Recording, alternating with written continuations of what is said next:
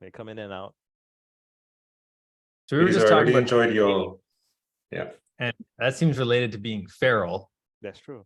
Like Very what, you know, true. part of domestication in our current civilization is like, yes, okay, we now know what to call you. We have you legibilized in a ledger. You have to like pay a bunch of money and fill out a bunch of paperwork if you want to have a different name now. Right. When in practice, you can just like, I will hereby call you X, right? Or whether it's a nickname or a shortened name. Right. And even to make it hereby, it's just like, you know, you can just spontaneously start using a name for somebody else and see if they respond. And like, maybe they won't, but like, yeah.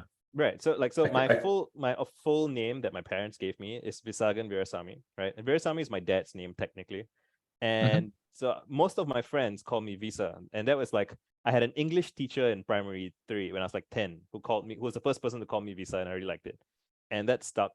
And I have an alt where the name on it is Vera, which is like, again, like it's the shortening of the first half of the name. And that's like, it's completely arbitrary whether it's Visa or Vera as a shortening of the full name. And it's like, Vera exists kind of independent of me, sort of, you know, it's like, and if I were to start like, you know, like Grimes is an artist name, right? And a lot of people don't know that her first name is Claire. And it doesn't, like Lady Gaga's first name is whatever, like you can look at us like, but it doesn't matter, right, in the context of the artist. And that's just, you know, I wonder if we're gonna move towards a world, and do we not already kind of semi live in that world? Like Drill, what's Drill's real name? Who gives a shit, you know? And, Right.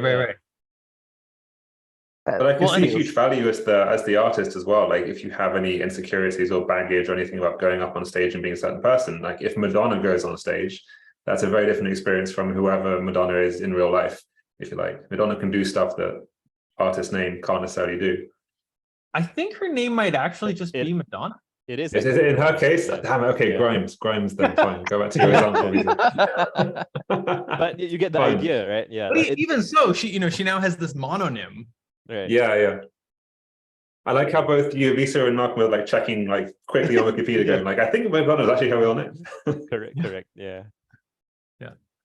And then there's like nominative determinism that comes in. Like you name your child Madonna, like right, you know, biblical kind of like if sentence them to a life of very meaningful, intense, you know, like so I know multiple guys, like 2 or 3 guys named Yudhishthira, which is like in the Mahabharata is the name of the king, and like all of them have the same, like they're very burdened day to day in everyday life with like, I have to be a responsible person because they've been named basically the just and the wise, like they walk around with that name.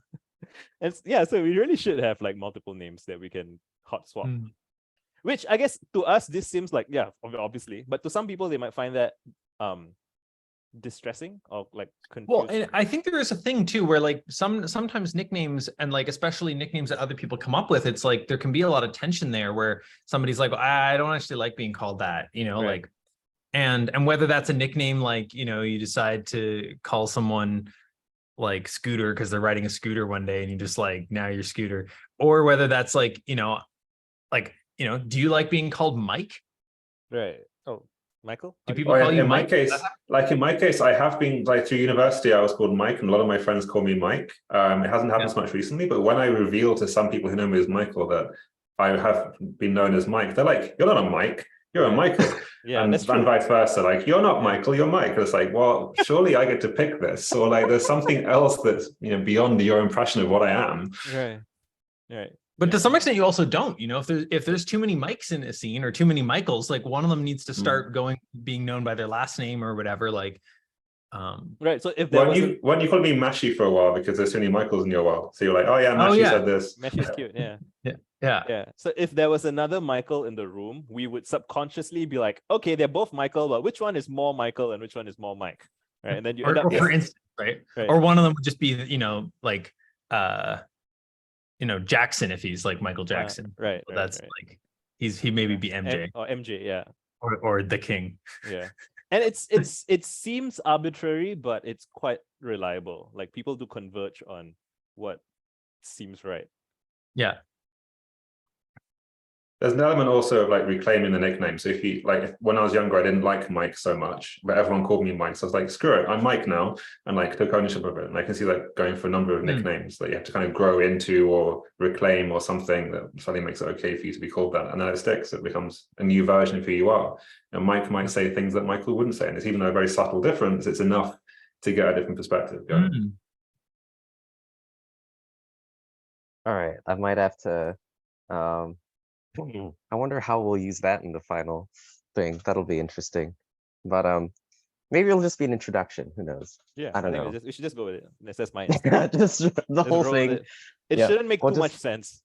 Our lives don't make sense. Jess said to me the other night, she's like, "Can you try making like half as much sense?" That was really helpful. You know, what's I was funny? making way too much sense. Your screen started glitching while you were saying that, and so it was like just started saying to me glitch, glitch, glitch, glitch, glitch. I was like, oh yeah. That's what my partner sounds like too. Very true. And that will be in the upload, I think, when people upload. Just said to me. Yes. That's the Yeah. truth of communication most of the time, actually. Yeah. Yeah, The more magic often is than that people realize.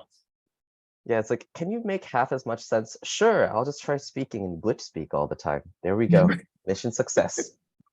But yes, hello. Thank you for listening to our. Thank you for showing up here and letting me take up your time and pepper you guys with questions. And I guess for people watching afterwards, hello. Can you guys quickly go around and introduce yourselves? I guess we'll circle around to Paul later because Paul is busy taking care of his cute little kid. Mhm. But maybe Visa, you want to go first, just because you're on the right of my screen. Sure. So I'm Visa, right? I used to work in software marketing. Before that, I used to play in a band. I've always been writing a lot. So when I was a kid, I loved books and libraries. And then when I discovered the internet, I'm like, oh, holy shit, this is like a library that I can directly participate in and publish stuff myself. So I had my own website. I blogged a lot. And that led to my job in software in marketing, where my boss found me through my blog. And just always been tweeting a lot, posting on Facebook, Quora, wherever.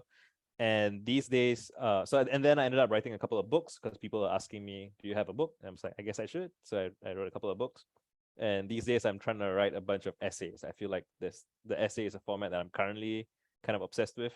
And yeah, I met both Michael and Malcolm and Paul, all of them, like online on Twitter and wherever. And yeah, I'm just eager to share whatever I've learned. Yay! Michael. Hi, I'm Michael. So my background is nerdy physics student who went on a journey, 10 years in like low carbon innovation, energy stuff. And then on the way, I discovered this thing called Alexander Technique, which is essentially a mindfulness practice.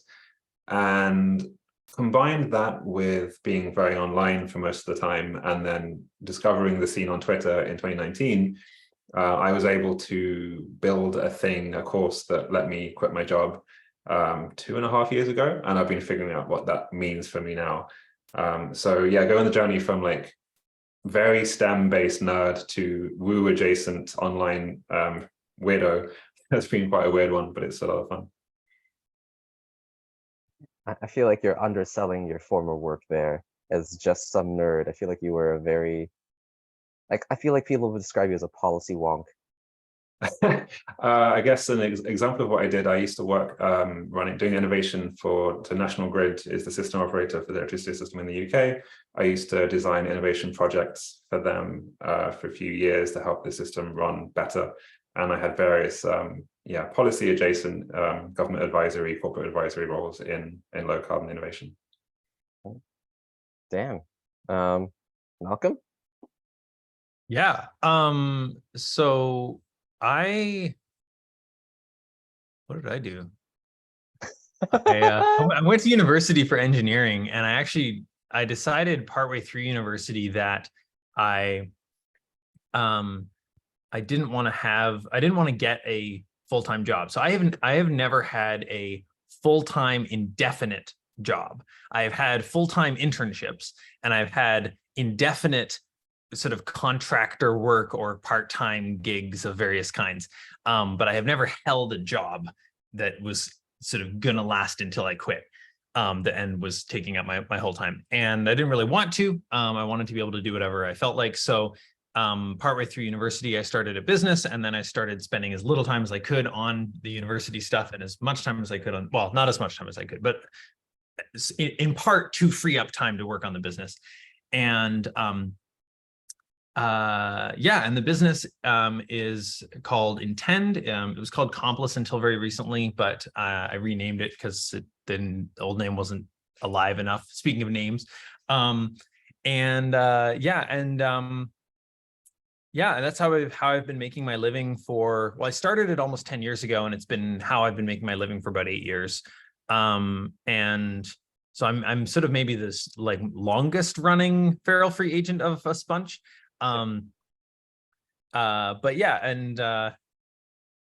Definitely feel very, very feral at heart, or something very like want to do my own thing. I've been recently like orienting towards how to grow my business, and that's been something where I'm like, like, am I going to grow it in such a way that I actually start to have employees? I have worked with a few people on the business before, but in a pretty kind of casual, like, we're friends jamming. They do a couple projects like that kind of thing. And I'm like, am I going to end up with employees? Because that would be, like, there's a way to do that where now I'm back in the system just on top. And I'm like, I don't quite want that. But I would like other people handling some of the dimensions of the business rather than it all having to be me, as much as I like wearing many hats.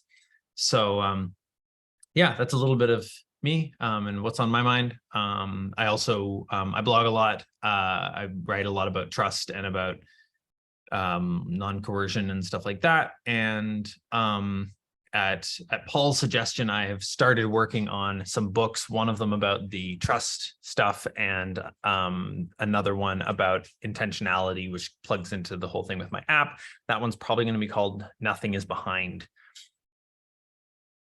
Nice. Oh, wow. Cool. Hey, excellent timing, Paul. Yeah, just a quick introduction about who you are and how you got to where you are right now.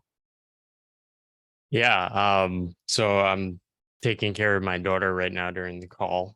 She demanded a feeding. I think she might be sleeping soon, but yeah, then 6+ years working on my own. About 5 of those years in a more like online creator sense.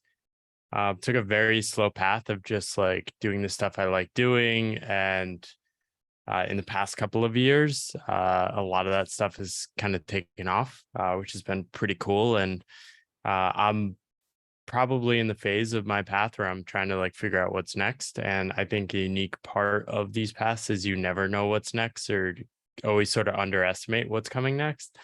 But the most important thing for me has been basically like finding the others, like you guys. So that is that's my journey. Oh, and I guess what the hell do? I write about our relationship to work. I run an online consulting skills course and training company, I guess, and I do a newsletter, published a book called The Pathless Path, etc. Yeah, sounds about right. I was about to like remind you to plug your book if you didn't.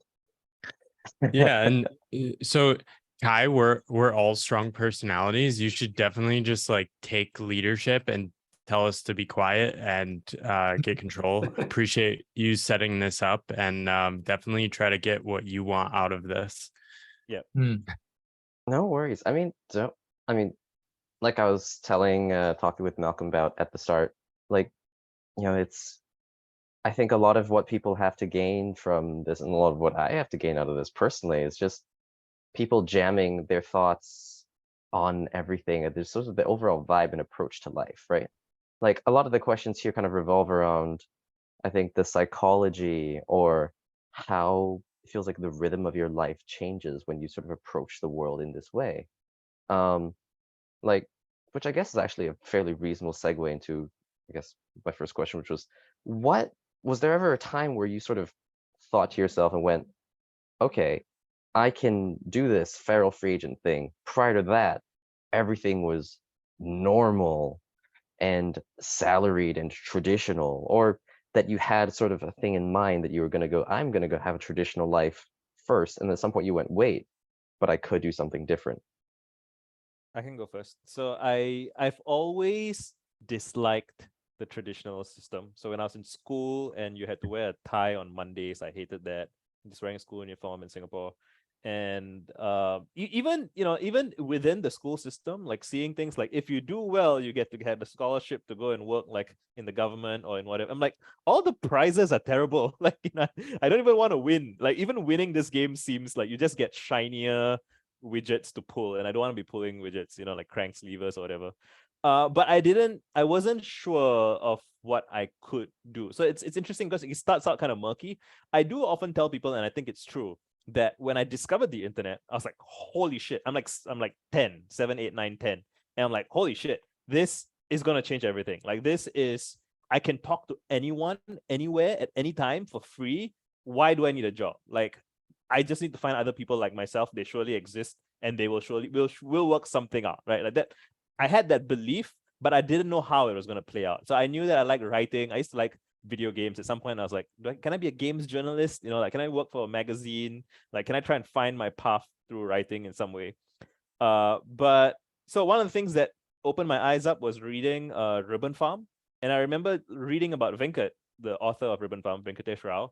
And like, he was in his 40s when I started reading it. I think he's like 42. Now he's like 48 or something. But like, he was in his early 40s, and he's smart, and he writes his opinions online, and he does consulting work, and he's like married, and he has presumably he pays his bills. And that was just like, it's possible someone can be a blogger and live their life. And I mean, even before Venkat, I knew there were like, Tim Ferriss, and there's that whole like early 2000s blogosphere of people being like lifestyle design and like move to Bali or something, and like I was I didn't feel like I had the same aesthetic inclinations as those people, but I wish them well anyway, because they were like charting their own path in some form, and I appreciated that. And so I got a job. So I got married pretty young, and as a result, like I had to pay for a mortgage and stuff. So I knew I needed a job. And initially, I was thinking, I would like to be a flight steward, so I could like fly to some other city and then like write in the cafes, like a very romantic idea. But I didn't get that. But then the job I did get was when my boss found me through my blog, and I was basically paid to do writing. It's a full-time job, but it's like at a startup, there was like quite a small team, and it felt slightly feral. I get to wear t-shirts and shorts and like come in whenever you want, as long as you don't miss the meetings, and like right. It wasn't the levers that you had seen growing up that was like, that's boring, there's no point. Like it was something, it was like, ooh, this is alive. And it's like we are working in e-commerce as an industry which was growing and like new. We don't know where, and internet related. Exactly. Yeah. So I got to my line of work, I'm like researching e-commerce businesses, and I'm like learning about all kinds of crazy businesses exist all over the world, selling all kinds of stuff that you might not even think that anybody sells, and it's like $1 million business. And that's the kind of thing that just expands your imagination about what is possible. But so even then, I'm like, well, if you want, I read like 1,000 True Fans and like a bunch of these ideas of, if you want to make a living by yourself doing your own thing, you're going to need some kind of audience. So, like I was just telling one of my clients recently, like, because she was saying, I'm going to need to grow my audience, maybe like another 10,000 people. And she was conflicted about that. She's like, do I want to do the things I need to do to tweet bangers so that I get lots of followers? And I'm like, listen, you only really need like 3 to 5 people, maybe. Like hypothetically, you need like one ultra wealthy patron who pays for all of your shit, and you need like one great like Paul McCartney, John Lennon kind of creative collaboration relationship, and you need like it's like 3 or 4 relationships like that, and you're set. The thing is, you don't know who those 3 or 4 people are, and so you distribute them across like a dozen patrons here, like 100 newsletter Substack subscribers there, or like however you frame it.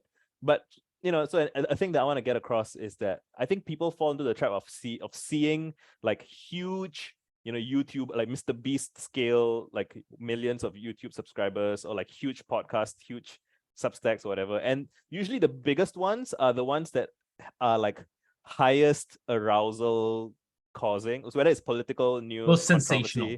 You're right. So it's like, and the analogy I've used is like conflating New York with Times Square, because Times Square is like bold and bright and lurid, and it's cool, right? It's cool in some ways, but Times Square is not completely representative of New York, right? But the internet can make it seem like that's all there is if you don't go like into the back streets and the back alleys and go to Central Park or wherever.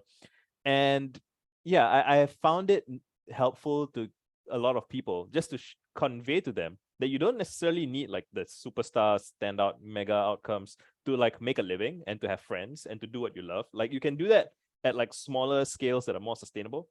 And like again, like reading Ribbon Farm clarified that for me. Like Venkat wasn't compromising on like his creative standards of, he wanted to write esoteric stuff about like business and psychology and like all those things. And he wasn't like, oh, I need to post bangers, right? And yeah, I think seeing examples of people living their lives like that is super powerful. And so I'm like energized even thinking about this call, because this is definitely gonna trigger something like that for someone else watching at some point. Mhm. Yeah, Yeah, for me, I- I'll just like, oh, go ahead. I just wanted to know, it was funny. I was reading Ribbon Farm for years, Mhm. like many years, not like a couple. Right. It just like never occurred to me. I was like a consultant too, and it never occurred to me that I could like do those things. Right. I think part of it is, I think Michael shares this too. Like I was just a freaking great student. I was like Right. exceptional at school. Right. And so I was just like oblivious to my own nature because like I kept getting cool opportunities. And they But- kind of, I- they all came through that sort of expected path. Yeah. Visa, did you ever go to Bali? Just I check ha- out the scene. I haven't actually been. I've been to Thailand. That's I've so been to... crazy. It's so It's close. So close, right? Yeah, I should. And you love scenes. I do. That's Dude. true. Yeah, I should really go. This is homework. This is homework. This is like Alright. $100 flight from Singapore. That's true. Yeah, it's so nearby. I should really go. Yeah. I mean, so I was planning to do a ton of trips right when the pandemic hit, and then that was like, but yeah, I really should. Go before the baby for sure. Malcolm and Michael, your subsequent. I'll try. Well, for me, I don't think I ever really thought I was going to do a super conventional path. I definitely had phases where like there was a point when I was first going into engineering school that it was sort of plausible that I would sort of get a job as an engineer somewhere, do something like that. But it's not like I was like clearly set on that. I mean, I was literally considering like, do I want to go to school for engineering or music? And I was like, I think it'll be way easier and more fun to do music as a hobby and engineering as a career than vice versa in terms of the training and the tools. And I feel glad about that decision. I'm glad that my music has been able to be like a fun thing that I do when I'm inspired, not like a thing I need to do to pay the bills. But yeah, I guess I want to echo what Visa said about like the power of inspiration and having role models, having stories of other people who did similar things. Like it makes such a difference. Like there's trailblazing and there's trailblazing. And it's like I was also reading, various lifestyle design bloggers, Tim Ferriss for sure, Scott H. Young, even back in high school, reading like Zen Habits. Yeah. He was one of the Yeah. original, like Leo Babauta. Yeah, he was like one of the original like lifestyle design bloggers or whatever. And for me, like lifestyle design, like I also sort of didn't care that much about like, oh, going to Bali and whatever, or like, living whatever kind of like that, but just lifestyle design and the idea of like each day is mine to do what I want with. Like that is like really appealing. And so that was an inspiration for me. And I really liked this concept I got from Scott H. Young. I think he called it the poverty threshold. It's like, it's similar to ramen profitable, but it's like, how much money would I have to be making from my weird side project or my internet business or my consulting or whatever to be surviving? And maybe I'm living off beans or, peanut butter or whatever, but like, I don't have to do anything else if I can meet that threshold. And I got really clear about what that was for me. And it was very small. I was used to living cheaply as a student at the time. And so I think I had the advantage that I was not coming from a place of having a lifestyle based on a salary. I was coming from a lifestyle of like, I was working these co-op jobs and most of the money from that was going to pay for school. And so like, my living expenses were very, very low. And so it really was a poverty threshold. But then it's like, once I hit that, I was like, I've made it. Yeah. And then, you know, I'm now making like 4 times as much as that. And it's still not that much money. Like it's, you know, it's sort of a median income-ish type thing. Like it's fine, but you know, I'm not rich, but it's comfortable. And then it's like, okay, I want to grow that even further. But it's like I could probably stand to have more inspirations of people who are living the kind of life that I'm living and who also like have kids and a family and that kind of stuff. And I don't know, maybe that's Paul and Visa a bit, although I guess Danny from Beeminder, he was definitely an inspiration too. Like he and his partner Bethany, like the two of them run this internet company and they have 2 kids that they're raising with the money that they make from that company. And like that, they've just been running it, you know, and like, it's, yeah, just knowing other people that have done the thing, having a mentor who's like a couple years ahead of you is like pretty cool. Where mentor does not necessarily mean they know shit. They're just literally a person who exists and you can be like, hello, here's my situation. They're like, seems you have a situation. Yep. Yeah, I had someone text me recently about like the publishing an ebook, like self-publishing an ebook. And I was it's like, oh yeah, let me just tell you what I've done. And he was like, oh my God, thank you. This is so helpful. I'm like, oh yeah, I guess. You know, it's just like it's so easy to take for granted once you've gotten a thing working, that's how it works. And like you forget like the absolute like, oh no, what am I gonna do? How am I gonna figure this out? Like it can be I think there's something really big here too about learning environments. It's like we go through school and the learning is presented to us in order. And if we're fast, I don't want to say smart, because there's actually people who are smart but slow and they fall behind in school and then they end up feeling stupid. But there's been some interesting studies on this that show that like inability to get something as quick as somebody else does not mean inability to get it at all, unless you get rushed ahead and then you never get the chance to get it. Anyway, so it's like you're going through school, and if you're fast, then you're just always able to do whatever's put in front of you, and you kind of know how to do it. And if you're slow, then you have problems, and if you're sort of in the middle, you're kind of struggling, but you're really getting by. But the learning environment there is created for you. And whether it's shit because it's boring, shit because it's rushing, or, you know, maybe it's like pretty good, you're not the one kind of creating it for yourself. And I think, you know, there's a lot of buzz made about like learning to learn, but for me, that's been a real thing. And like, again, role models, but also like, sometimes it's really simple stuff. Like I was at a retreat thing where we were kind of making our own food in the kitchen, and I watched a guy just like make, like he had these like Pillsbury Doughboy like little croissant thingies, and he just like rolled pepperoni up in them and cheese and stuff like that, and made these little like baked in the oven. And I was like, whoa, you can do that? Yeah. And then like I went and did it with help. And what was striking was like, even doing it, having just watched it like the day before or something, or an hour before, I needed the help. There was a bunch of non-obvious little steps that were part of the wisdom. You know, this person had been making them since like age 6 or something. Like that was just like a staple food. But for me, it was like novel and weird. And so there were a bunch of non-obvious things that just having a little guidance here and there was remarkably helpful. And it was like stuff that you wouldn't even think somebody wouldn't know if you're the one who knows it. Like you're like, right. Oh, I didn't realize I have to explain that, you know, in order to open the container, you got to twist it like that. And like, yeah. And yeah, so definitely Visa and Paul have been like inspirations for me towards like, oh yeah, okay, write a book, actually do the thing, write a book. And yeah, and it's like, I'd probably be pinging you guys for advice over the coming months, because I'm ramping up energy towards that now. Nice, and I'll jump in with my answer to your question, Kai. I think a bit like Visa, I never really enjoyed the school and work frame. I always had this like thorn in my foot that I couldn't get rid of. I remember when I kind of realized that I'd have to go to work for 9 a.m. every day, 5 days a week for the rest of my life, it seemed, was just like the most depressing and heavy feeling I had experienced. And yet I didn't get out of it for about 10 years after that, but I was always experimenting with things I could do. So it wasn't like I was fully bought into the corporate path. It was like, how do I get out? Just took my time. So I played with freelance journalism. I sold photos, I had blogs and that kind of thing, and nothing really took off. I made the mistake of having blogs and then like did them for a while, but just kind of didn't continue with them. And now I really wish I'd left them up and just like added, even 3 years later, like nothing, and then come back. But I closed them, and that was foolish. I remember in university, I made a website called howtopowertheworld.com, because I was doing energy and that kind of thing. And it was the weirdest experience because it was all like hand coded in HTML and CSS.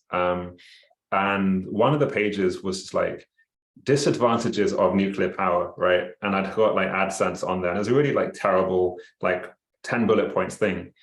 But then Fukushima happened. So this was like 2011-ish.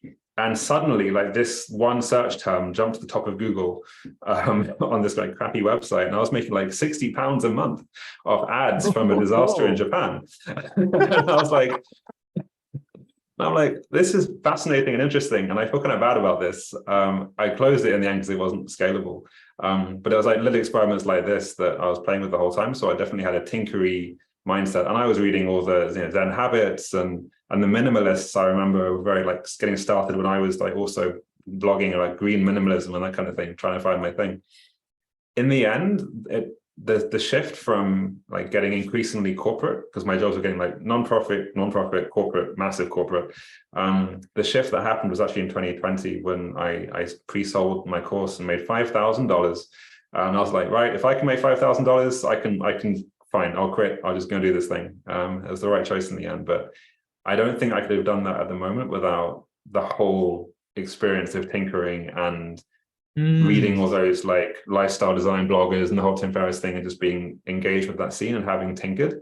I think if I'd been in Paul's shoes of being more invested in the path and figuring it out, I'd have struggled more, honestly. So respect to Paul for doing that.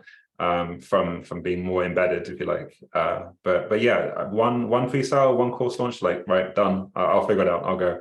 That was enough for me. But yeah, having people to look. I know at, you like, had that background. That's cool to hear. I actually also did like a startup for a while. Like one of my side projects was like freelance consulting for a technology intelligence project at my university. And the founder of that said, hey, look, if you quit your job to become managing director, we'll make it a thing. So I did. I was managing director of this technology intelligence startup for like a year. We worked with like the UK's biggest defense company doing tech intelligence for them. So I had workshops where I was like this 27-year-old in a room with the COOs or the CTOs of all the business units of this defense company, like talking about future tech. So like head of submarines, head of like land warfare, head of planes. And we were like, okay, this is a lot. And I think it's still going, it's doing well. But in the end, I stood away from it because I couldn't fathom the idea of just doing defense consulting, tech consulting for years and years. And that's exactly what they ended up doing. So I went back into energy stuff. But yeah, all kinds of weird and wonderful things that I tend not to talk about, but yeah, definitely tinkered a lot. Yeah, I mean, I feel like there's your path sounds very much like you've been tinkering and trying all sorts of different things all throughout the years. I wonder if that resonates for everybody here. Like it really takes quite some time to kind of try all sorts of little things before you really find what sticks for you. Yeah. Yeah. So like in my case, I left my job in 2018, June-ish, so I was 28. I had just turned 28. And the thing that I remember strongly wanting was I want to spend a year of my life in my adulthood like directed by my own creativity and my own interests, because it seemed to me that so I hadn't had like a year to myself to pursue creative interests like ever. Like maybe when I was like 19-ish, like between junior college and before national service, there were like 6 months or something where there was some amount of time. But I was a kid, right? What do I know? And I worried that, so most people, when I tell this story to other people, a lot of them like, so you left your job and you didn't like line up another job? And I'm like, yeah, my fear was that if I lined up another job, then I would be in the other job for another 5 years, and then I'll be in my mid-30s. And then like the further you get along and you have like lifestyle creep and you have children and you have like, you're used to the salary and everything, like it's much harder to walk away from all of that to be like, I should tweet more, right? But like when I was 28 and I'm like, I have a lot of ideas and I have a lot of stuff and I just want to get it all out. It was easier to do knowing that people like Venkat and Leo Babu, like all of those people existed. Like, so I'm just like, I'm gonna attempt my version of that thing. And the assumption was that it wasn't gonna work out. The assumption was I'll do it for a year, I'll build a body of work, I'll probably get some responses, some good responses, and then I'll have to look for another job. And then I'll attempt the cycle again in another 3 to 5 years. That's what I thought would happen. But I ended up doing well enough that it became possible. And like, yeah, I've talked with other people who wanted to try to do the same thing, but within like 2 to 3 months they started freaking out and they're like, I gotta get a job. Like and I expect, like, yeah, your savings, watching your savings that you built up over 5 years go down in like 6 months, or like without any, it is harrowing. But like in my case, I juxtapose that against, it's that, or I would maybe never have real creative freedom in my life ever. Like, which is a bit dramatic, but I definitely was able to do it because the whole time I was at work, I would write on all of my commutes. And this, when I look back on my life, I think that's one of the proudest things my younger self did for me, which was like, I'm 24, I'm going to work in the morning and going home in the evening, and I'm like tired as shit. But like, I'm like, I gotta get my phone out and I gotta just write whatever I'm writing my notes app about. I'm thinking about, just life, or thinking about what's in the news or whatever. I was just determined to like keep that flame alive, because I figured that it's always easier to like fan an existing flame than like, if it's gone out, it's gonna take a long time to try and restart. So yeah, definitely.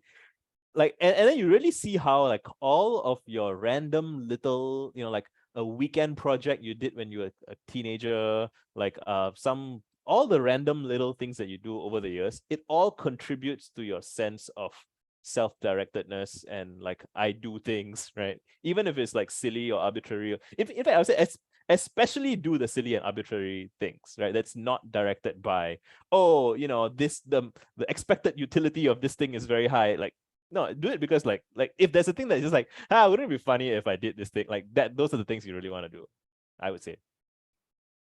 I think as our paths have become more popular, more legible, people that otherwise wouldn't take these paths, given all the friction, are becoming interested in them. And people are looking at people like us and saying like, what's the playbook? What's the strategy? How do you build a following? And I think it totally misses the fact that what I've found, I've had hundreds of these conversations, is there is this deep sense of, I have to do this. I have no choice inside of us. I've done the full-time path, like optimizing for money. It's not really like, if I was optimizing for money, I would just stayed in the other path. But like, that is not the life I could live anymore. At the age of 32, there was no possibility of me continuing on that path. It's not even a trade-off. Right. Like I have to be doing this path. And that's why, like, when I see people, I struggle to like post, and it's like, well, you need to solve that. Like, you need to figure out what the motivation is. If you don't have the motivation, the stakes aren't high enough for you. You either haven't sampled a life you don't want to live, or you don't want it bad enough. I'll take any sort of job or pay to keep my family afloat and not have to get a full-time job. And the stakes are even higher now that I have a kid. Yeah, But yeah, that doesn't mean I'm party. maximizing for. That doesn't mean I'm maximizing for money. And that is the thing I think Americans really struggle with, because a lot of Americans have internalized the idea that life is a money problem. Yeah, I've had this experience at various points of being like, I feel like one of the wealthiest people I know. Like, it's like, I have enough money for the things I need. I don't have enough money for all the things I might want, but like, I have enough money for the things I need, and I can just get up every day and do whatever I feel like. Like, see, big company CEOs don't have that. Like, even people who are like stressfully running a big massive real estate business and flying all over to their whatevers to manage their whatevers, like, don't have that. And people say, key point, people say this to me, when do you have to go back to work with a kid? That phrase is like exactly what you're saying. It doesn't make sense in how I'm living my life. yeah. You can keep going, Malcolm. I just feel thought Yeah, that was yeah. what you're saying. I feel that as well. Yeah. Like, No, that's like, great. like being, so, you know, wealth is options, right? It's not like money is just one form of wealth. And like, you could have a lot of money and not the psychological, emotional, whatever context that lets you spend it.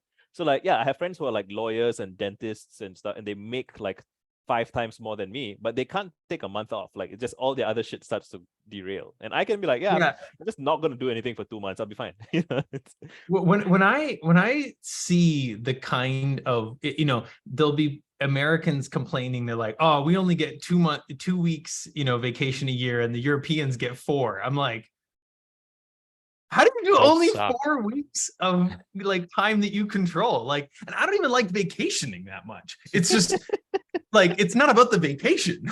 You know, I went to Bali. I spent most of the time in my cabin, like working, but, but it's the question of like, who is determining what you get to do at a given time. And, you know, there's times when I like structure and I would value more structure if it was good structure. But like the idea that I sort of don't ever get to opt out or something, it's just bizarre. And I think like one of the things that people don't realize, this is riffing a little bit on what Paul just said and a bit about some of the other dimensions of money, is like, I have a blog post. I don't know if you want to make show notes or whatever, but it's called Runway Lengthens If You're Making Money. And the thing that people don't realize is like, if you're doing a startup, you're doing a kind of weird, unsustainable thing, like that is burning somebody else's money. Like, sorry, a startup that's like a sort of, you know, hockey stick growth, high investment startup. In that situation, you are burning somebody else's money and you don't actually have more of your own money. And so the metaphor of runway is actually a pretty good metaphor, because you kind of have to achieve takeoff in terms of something by the time you run out of money. And you're in this kind of funny thing where, you know, if you're a plane on a runway, the faster you go, the sooner the end of the runway is coming. So you're in this thing where you like, if you don't speed up, you're going to hit the trees that are on the fence or whatever at the end of the airport, because you're not going to get in the air. So like a kind of classic VC funded startup is like that. A lifestyle business, anything where you don't have a pile of somebody else's money that you're spending, and you're sort of employing a bunch of people in the course of speeding up. It's like, suppose you got, you know, $10,000 or whatever, and you're spending $2,000 a month as your living expenses. And after 2 months, you're making, you know, $500 a month. Well, now you've got $6,000 left. And so that would be 3 months. But by the time those 3 months have passed, you'll have enough for a 4th month. And if by the time you get to those, you've made even more money, like you're making even more money per month, it's like at the point when your expenses are $2,000 a month and your income is $1,900 a month, so you're losing on net $100 a month. Obviously things fluctuate, but both the expenses and the income, but on average, you know, whatever, to get a picture, it's like by that point your runway is almost infinite, even though you're still not making enough money. It's like you could take out a tiny loan. You could take on, if you're responsible, you could take on $100 of credit card debt and you'd be fine. Now, eventually it does need to grow to be actually above that threshold. But the point is like, you don't need to be making all the money. I think this was part of Michael's insight as well. And part of what Visa was saying, like Michael's insight with like when he first pre-sold the course and a bunch of people bought it, and he's like, oh, this is gonna work, right? It's like, you know, those first few months he was probably losing money, but it's like he knew that there was something that could work. Likewise, like Visa was watching his savings go down, but he's like, okay, I'm building other kinds of capital here. And if he was doing even a bit of consulting in that time, it's like, okay, well, the savings aren't going down as fast as if I wasn't making any money. right. So it's like, for me, there was totally a phase where like I was, you know, my credit card company, for whatever reason, kept sending me these offers where they would like transfer a balance for 0% interest or whatever. And it was like actually a good deal, you know, unless you couldn't pay it off at the end, which is how they get you. And so like, I was like shuffling money all over the place to just manage to stay afloat while I got the business kind of off the ground. And you have to be, you either have to have a lot of savings and be willing to let them go down a little bit, or you have to be willing to kind of have things be a bit tight and not be panicked about that and still sort of play the long game. Actually, Malcolm, something you were saying about something you were saying just triggered for me. For a lot of people, so there's like one of my tweets was like one of the big psychic divides in the world is between people who have sold stuff in the open marketplace and people who haven't. Mm-hmm. And I'm also thinking about how like the first time I was paid. So there are two things I think of when I think about the first time I was paid. One was when I was playing in a band at a bar and they gave us free food. It wasn't even money, but the food was so good. I mean, it wasn't even that the food was good. It was that I played music and they fed me. And that changed something for me. And later on, at some point, someone messaged me that he wanted to start a business and he was looking for writers and he paid me like 50 Singapore dollars to write a blog post. And, you know, like getting that money, like was something switched, like a switch flipped in my head. And I kind of semi forgot about that later on. But more recently, I had a guy, his Costco, he's some of you guys may know him. He was like leaving really long, thoughtful comments on my YouTube channel, like really, really well thought out comments. And at some point, I think his Twitter bio said something like, I'm looking for a job or cash or something.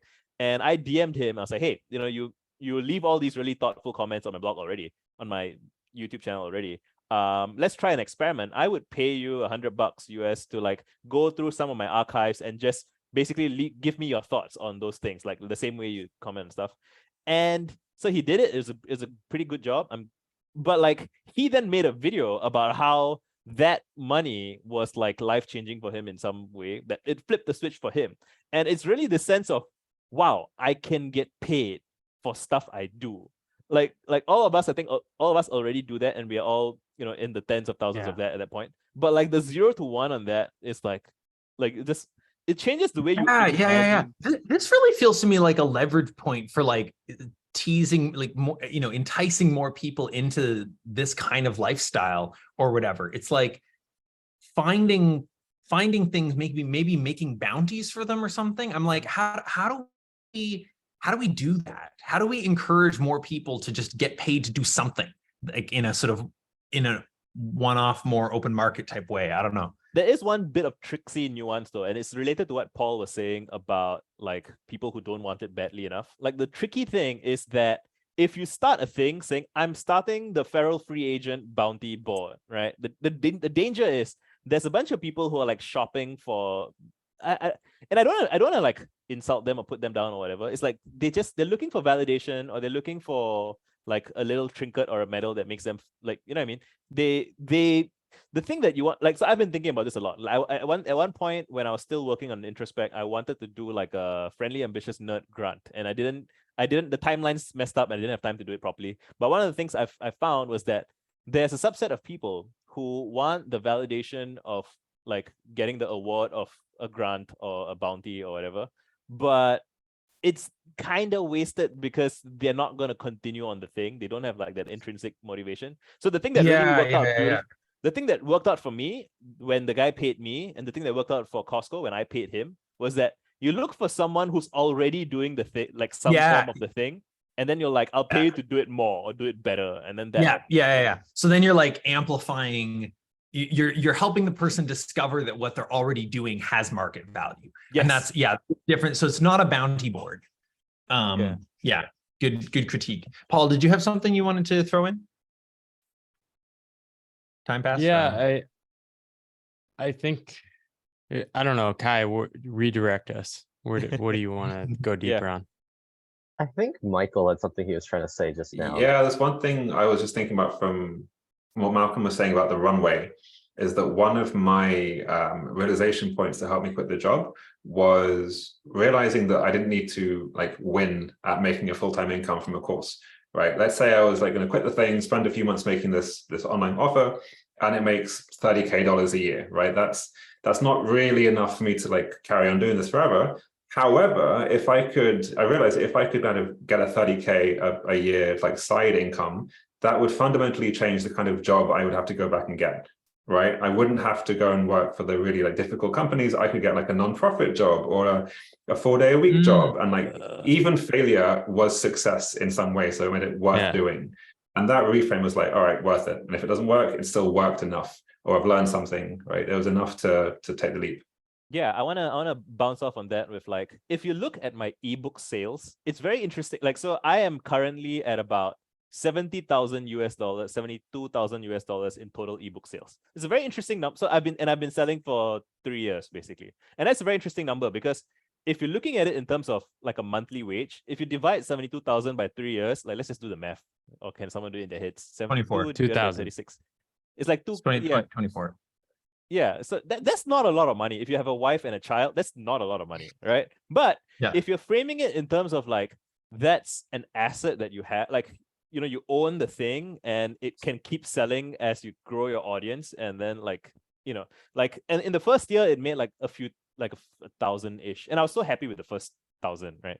And then when it gets from 1,000 to 10,000 and from 10,000 to 50,000. And so like next year, maybe even by the end of the year, it's going to hit 100K total, right? So it's and then, you know, it's like as it goes up, the psychology of it changes. And I think all of us are in this thing where like we all currently make money that's roughly commensurate with what paycheck life might be. And I was sharing with, I think, Michael a while ago, like the insane data of like how many people leave their jobs or whatever, and then they make almost exactly the same amount of money as they used to make before. Like psychologically, we seem to get constrained by that.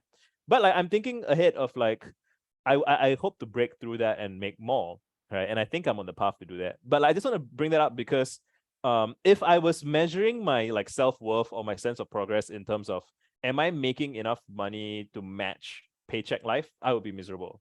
But it doesn't feel the same, you know, like being paid a salary once a month and like a dozen people buying your book and telling you it's great and it's changed your life. Like, and I don't just mean the emotional value of like the psychic rewards. Right. So the psychic rewards is incredible. It's like once you've tasted that, you're like, you know, I think I don't know, I think it was Paul who tweeted, like the best I got at my job was like, oh, good job, right? It's about it. But like with this, like people say, oh, you changed my life, you improved my marriage. You're like, that's just a whole nother level. But even then, like when you know you can have that kind of effect on people, once you've had that effect on like 100 people to like 1,000 people, then you know that probably scales. That is probably not only those 1,000 people in all of mankind, right? It's probably then it's a distribution problem. Then it's like if you just find the next 100,000 people, they should have roughly the same impact. And then you're like, okay, I've made the assets and I need to distribute them. And it's like at your leisure, right? Which is very exciting, I feel. I find it even goes beyond the, you know, thank you for changing my marriage and my life compliments. It's like when I was in a job, even the most effusive praise was directed at my job description, not really me. Right. It's like someone else would have done this, right? It's not me you're thanking, it's the fact that someone was sitting in this particular chair, right? Whereas for my core stuff, it's like only I did this, right? You're thanking me as a human, not me as a job description, as a title. Yeah.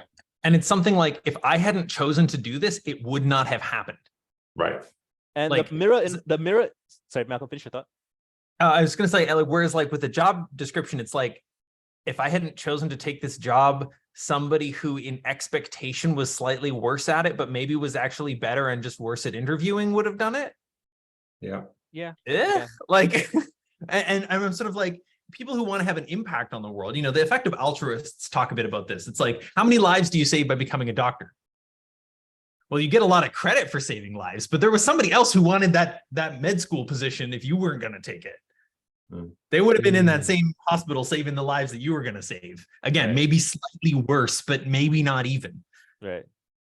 Yeah. And that doesn't change number of lives saved. It just means that you get to take credit for it, which is fine, you know, and I'm glad people go and become doctors. I'm very glad about that. Yeah.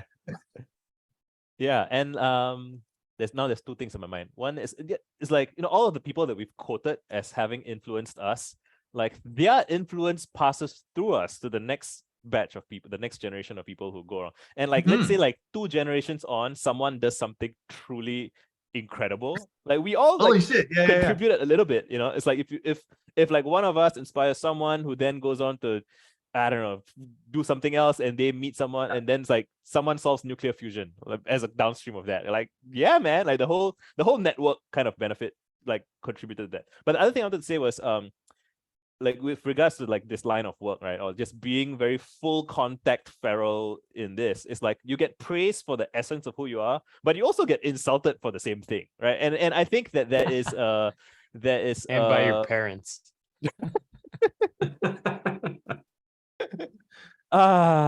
Yes.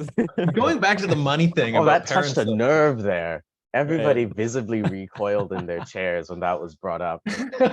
Yeah, I mean, I do. So like, what are we doing in this call, right? I'm seeing it as we are trying to share what we've learned and what we know to the next 5 of us, the next 10, 20, 50 of us.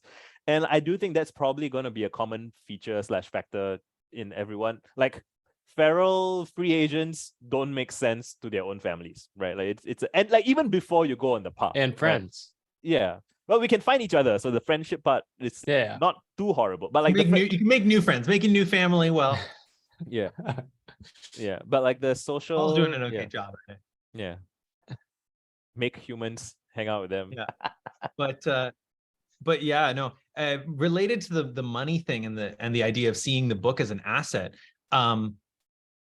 I remember distinctly this conversation I had with my dad like a few years into running my business, where he was like he had done some amount of business before, Mhm. not super successfully, but some amount of like independence, like okay, kind of like has some feel for that, and he's done some investing and stuff.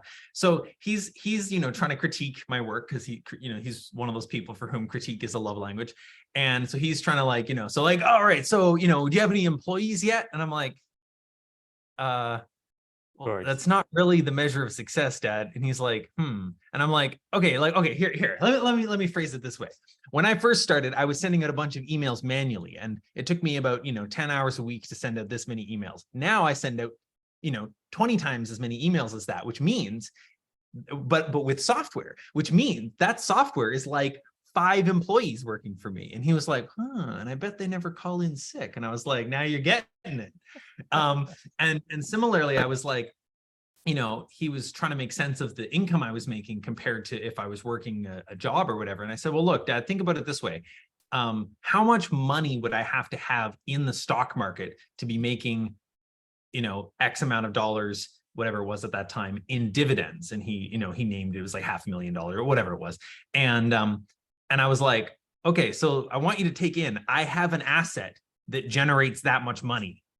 And he was like, oh, right. So it's like, there's ways to kind of reframe it, again, depending on where your parents are coming from. Like those analogies wouldn't work for everybody. But in his case, it's like, he definitely got off my back a lot after that conversation. Right. Because I was able to kind of highlight that thinking of my life as working a job was just not making sense, but there was a way to think about it that he could find where, oh, okay, cool. Yeah. And then he was impressed. Like then he was like kind of more like proud of me that like I had created this asset. Yeah. A thing that my family was proud of, I remember, was when I casually dropped that I had made like $600 US in a 1.5 hour consult earlier that day. Like I met them for dinner. And I'm like, I'll pay for it. And it's like they were so impressed at the dollar rate for the consulting thing, but what they don't know, I guess, is that I don't do it all the time. Right? I do it when I want, right? Which is, and I like doing it, but yeah, well, part of why you price high is so you don't have to do it a lot. that's true. Yeah, Right. That's well, like, well, we could go on. Andrew was doing some math on like, oh, you can charge X dollars an hour, so you're worth this much. I'm like, well, no, I only do that, so I only have to do it twice a year. Yeah. I think a common feature amongst a lot of probably will be true for a lot of feral free agents is that we just value our own freedom and time very highly. Like if the opportunity cost of I'll give you like $10,000 for X period of X number of weeks to do a thing that you don't like. Nah, I'm good. Like we don't even really think about it. Like, no, I don't like, That's why I don't apologize for taking care of my daughter. Yeah, like in a traditional work context, the person like 100% would be like, oh, I'm sorry. Like I should be present. Like, I don't give a fuck. Like, I love that. I love so Right? much. Any of us could be like, oh, by the way, fuck you guys. I've got another thing to do. yeah. The rest of us like, yeah, of course. Well, yeah, because we see the value of that Right, time, yeah. even if it's just like laying around scrolling Twitter. Like, Yes. I mean, I think for a lot of us, it's like that's where I get a lot of like inspiration and ideas, and I'm like, it's like a virtuous cycle of like what feeds my writing and things like that. Well, and there's a thing too where it's like, you know, if one of us hadn't shown up for the call today, that would have been kind of shitty, right? Like that would be kind of, you know, not a big deal, but like, you know, like I thought we were all going to be here, kind of like that kind of thing. Yeah. And so it's like there comes a point like of like kind of recognizing, okay, what are the things that I want to say yes to that I actually will want to do when it's time for them to happen, and sort of what's my rate for those or something like that, and kind of getting clear and not like, I've sometimes fallen into a trap where it's like I have so much free time that like the part of me that likes the idea of talking to a ton of random people is just filling my calendar with calls. And then I'll even be at the point where I'm like, damn, my calendar's way too full to fill it with more calls. I wish it were empty so I could fill it again. And I'm like, why am I taking all these calls? Like, why am I talking to these people? Do I actually want this? Like, and sort of having to kind of take a step back and reorient to like, again, what do I actually want? And I found people are remarkably receptive to like it, because it empowers them to do likewise. If you say, you know what, actually, we've been going back and forth about this call. I'm realizing part of why I'm having trouble scheduling is my heart's not in it. So I'm going to take a you know, Derek Sivers hell yeah or no approach and say, no, you know, I'm not quite a hell yeah to it. You sound great. Maybe at some point in the future, but right now, no. I think there's something here worth digging into, because a lot of us really actually like receiving that, in my experience. Pardon? Sorry, I was going to say that a lot of us spend a lot of our time doing basically nothing, and I think that's worth calling out. Because I know Paul spent years like finding himself traveling the world. It's like, well, that was a necessary and important part of the journey. I think I recently, like, I messaged Paul saying, oh, I think it's just taken me 2.5 years to like start be able to work again. And he's like, I told you this 2 years ago. You didn't listen. But each time I think, oh, I could do X, I'm like, do I actually want to do X? And there's insufficient want to do X, so I don't do it. And it looks like I'm just sitting around, but actually I'm like rediscovering and reconnecting and like just unwinding a bunch of stuff that I learned that maybe isn't useful for me.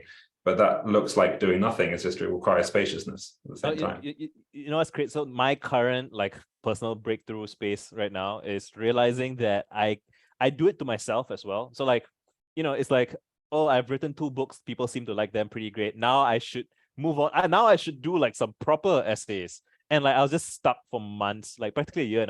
Like, I mean, and I say stuck, I'm being a little bit hard on myself there as well, because I have a lot of notes and a lot of thoughts and whatever. But well, I mean, the you being hard on yourself is the thing you're talking about, though, I think. Exactly, right. And I'm learning to be less of that. And but so like a funny phrase that came up for me, I think yesterday or the day before, like I went back to an old writing project that I'm not done with yet, which is like just stream of consciousness rambling. And I was like, I wanted to write a proper essay about the capital P, capital E, like a proper essay about this. And it's like, every time I try to write a proper essay, it's like, I'm just writing with a stick up my ass. And it's like, fuck that. Like, let's just discard that aside and just say shit. And it just feels so good when I'm like typing. I don't even feel like I'm there. I'm like witnessing the writing happen. And I'm like, like this is, even within myself, there is the part of me that gets swept up in, oh, I'm successful in these dimensions and I should be proper and whatever, and like, no. So so I guess what I'm trying to say with that is like, even the feralness within myself has to fight to come out sometimes, or like there's some kind of contest. It can be funny. Yeah. So some of this is what I'm writing my book on right now. So it's like the book is called Nothing is Behind, and I'm totally encountering the sort of thing that you've written about Visa, where it's like the book is kind of like kicking your own butt. Like So I'm like, all right, I've got this book, Nothing Is Behind, that I like made a new doc 4 months ago and haven't touched. And it's sure feeling behind. It's sure vaguely feeling like I should have done something already on this. And that should definitely be in the book, in my view. Right? Yeah, like, it will be. Right. I'm inspired in part by some of your writing, Visa, and in part by something Romeo tweeted the other day, where he said something like, what did he say? He's like, self-help books would be better if authors wrote more about their own experience and less advice. And so I'm like, I'm going to attempt to use the word "you" anywhere in the book. I mean, maybe I won't get that extreme, but like, I'm literally going to do a lot of like, you know, and there's just a bunch of sentences. You can just reframe them from "you blah blah blah" and "you blah blah blah blah blah blah blah," and it's like, what if I write them as I, and then what if I look at the sentence written as I and feel like, is that actually true? Like, am I actually living this way? And so I'm sort of like, I just did some journaling last night, and I'm like, I want to treat this book writing project as an opportunity to sort of like really deepen into like my own medicine, like into my own like wisdom. It's like, okay, like I understand a bunch of stuff that I'm seemingly not living by all the time. And to some extent, that's an indication that the wisdom is not complete, like it's missing something. But to another extent, it's an indication of like, I haven't found the right medium through which to channel it. And I'm like, I actually think writing the book is going to be a really good one, because it's like new plan. If I get stuck, go to the book and write about why I'm stuck. And it might be that a bunch of those never end up making it into the book, or like a few key phrases do, but not the rest of it. But it's like that feels like a way I did for my book. Yeah, take my own advice kind of thing. Say more about what you did for your book, Paul. That was the question I had, is like, why did all these books suck? Why do they think I need a framework? And so I remember liking Tim Ferriss's 4-Hour Workweek. I go back to the book to reread it, and I discovered there's this framework called DEAL. Nobody remembers this. And I was like, this is crazy. The framework didn't matter. He didn't need this. Right. And yeah. So I just started making choices, and then I would like hate read some self-help books and be like, these are so bad. Like, well, like I kept having this desire to like, I want to know more about how the person felt and like how they made this decision and how it went wrong and like how it was surprising to them, because that's useful to me. And that's like blogs and Twitter. And so my whole book, and like inspired by people like Visa's book as well, it's like, oh, just put what I thought and how I went through the process and how it felt. And the book was a sense making exercise for me. Yeah, for sure. But like my way of dealing with that was just like drop the reference. If you want to go deeper, go Google it. Like, I'm not going to waste 3 pages telling you why you need a power pose. Yeah, and yeah, you know what? I would tie this back to what Malcolm. I don't know if Paul was around when Malcolm was saying this, but the guy that you saw doing a funny thing with his cooking, like that's actually the thing that people need with regards to Pathless Path, introspection, whatever it is that you want to talk about. They don't need like a lecture on the history of the thing and like definitions and like all the things that people do to stuff into blog posts and Wikipedia pages to like kind of sound authoritative. We actually we don't need a theory of cooking from that guy. We need to watch him cook. Right? Let him cook, basically. And like, yeah, and we get in our heads when I get in my head when I want to write something proper, and I'm like, you don't need to do shit, just do the thing. And it's so easy to say, but like when you're in the heat of it, and it's like, and then you feel like, oh, how will people? So another thing, a thing that I wrote for myself while helping me with my book, it's so meta, I don't know if I included it. I don't think I included it, but it's like, I said, Visa, sit down, look, let's make a list of like our 10 favorite pieces of media, right? Movies, books, video games, like Final Fantasy VII. Okay, now, how long can you spend listing out everything that's not good about it? And like, yeah, I could spend 2 hours explaining all of the flaws and imperfections in Final Fantasy VII. There's like this long section that's unnecessary. This part's bad. That part is bad. And then, okay, now that you can do that, does that make you love the work any less? Absolutely not. I still love the shit out of it, right? And so what that tells you is that like the negative variance is not actually even important. What actually matters is the heart of the thing, the positive variance, what you love about it. And the challenging thing is when you're a creative and you're trying to work on stuff, you feel compelled to minimize negative variance, right? Like reduce the bumps on the journey. But like the things that you do to reduce the bumps on the journey, very often they just make the journey less interesting. And like you should really be trying to, and you know, it's like psychological safety or whatever. I don't want people to mock me for this, or I don't want people to say, oh, he can't prove that, or he can't, like, okay, some amount of it maybe is reasonable. But like when I shifted into, I should write the book that my younger self would be ecstatic to read, like that really positive variance matching, then like the negative variance shit, like I can fix it in next edition, or like I can write a explanatory blog post why that section wasn't well substantiated or whatever. Like all of that is not actually important. Like the important thing is the important thing, and you can really lose track of that like when you're in the weeds of the book, writing the book. At least that's what I think. Paul, I did want to you pull on have a thread here. Yes, What's Michael. that? Yeah, I want to pull on a thread here, which is that it feels like feral-free agency should come with a warning label in some sense of like, it will make you confront your shit. It does. Yeah. Like Yeah. all the stuff that you have, all the copes that you have from work, all the stuff that you avoid that you kind of have to do because of deadlines and bosses and stuff, like that stuff is like, hello, okay, gotta do it now.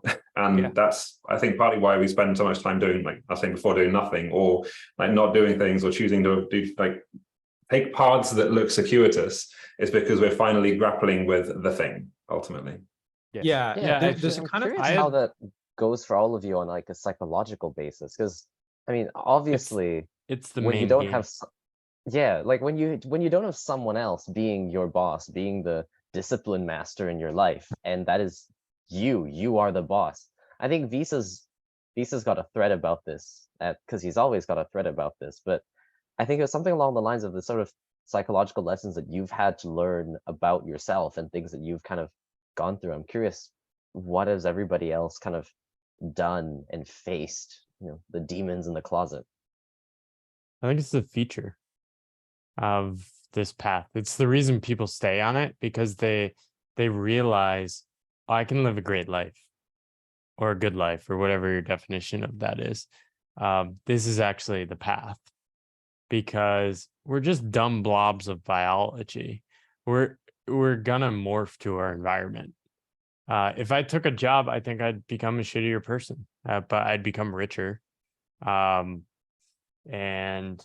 yeah, it's the main game. I think I had this journey with ambition, where it's like, I'm not an ambitious person. I'm taking it slow. I'm not maximizing for opportunities. But I've sort of come to the realization and more confident in believing in myself in the last 2 years and thinking, holy shit, I'm one of the most ambitious people, because I want to be thriving in multiple aspects of my life. Like I want to be a good father. I want to be a good partner. I want to be a good writer. And just because I'm not maximizing on the default game does not mean I'm not ambitious. Ambition has been stolen by the default path, and we need to steal it back. Right. Tweet that.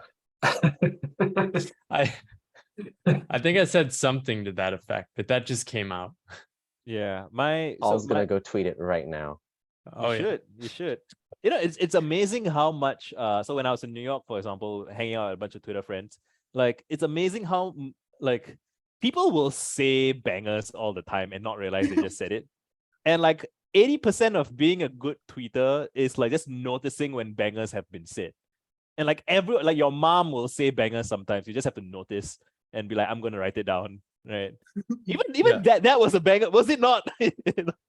Right? Like it's like Malcolm, you can tweet it. I'm gonna tweet it and credit it to you. That's you. And some tweets actually work better if it's someone quoting someone else for some reason. Like it's just right. Like anyway. Oh yeah, regarding ambition, like so yeah, I don't know when I decided to put ambitious within Friendly Ambitious Nerd. I think it's just that people were telling me that I'm ambitious when I was asking for feedback on what I should call my book. And so I'm a word nerd, so I went looking into like the root etymology of the word. And like ambi is like to walk around, like ambulate, ambulance, like it's just to go around, right? And so how I choose to think about it, it's in resonance with what Paul said. It's like to explore, right? So again, like pathless path, like to go off the beaten track, to express your values in the deepest sense outwards into the world, and in like, you know, like what would it be like to explore the landscape of what is possible with your values? I think to me that's what ambition is. And like it's been like transmogrified into trinkets and prestige games, right? Like get this medal, get this Oscar, get this. And I have this whole separate thing I want to write about, like you know, like like trophies, and like trophies are supposed to be talismans that represent, you know, the meaning that has been consecrated by a community. But like the Oscar is supposed to point to the good movie. The point is you're supposed to make good movies. But then if you're like trying to optimize for winning the Oscar, and then you make like a contrived movie to win an Oscar, like 50 years from now, people will remember the good movies and not what won the Oscar. I don't like in this chat, everyone gets it. But like when you tell this to like some people who haven't thought about these things, they're like, oh shit, you know. But like it's like why are you in the movie business if not to make beautiful, great, wonderful movies, right? And like if you think you want to win an and Oscar, I think that part of this comes from school and from a lot of work environments where it's like you learn that what you're supposed to do is whatever pleases the authority. Right. And so if the Oscars are the authority, right, then good movie means pleases the authority. That's and so sad. Yeah. The shift, like one of the things that I like to say to people as part of inspiring them to get on this path is the fun thing about running a business is that the feedback is made of money. Like when people like your thing, they'll just, they pay you, and then you get real feedback that's made of real money.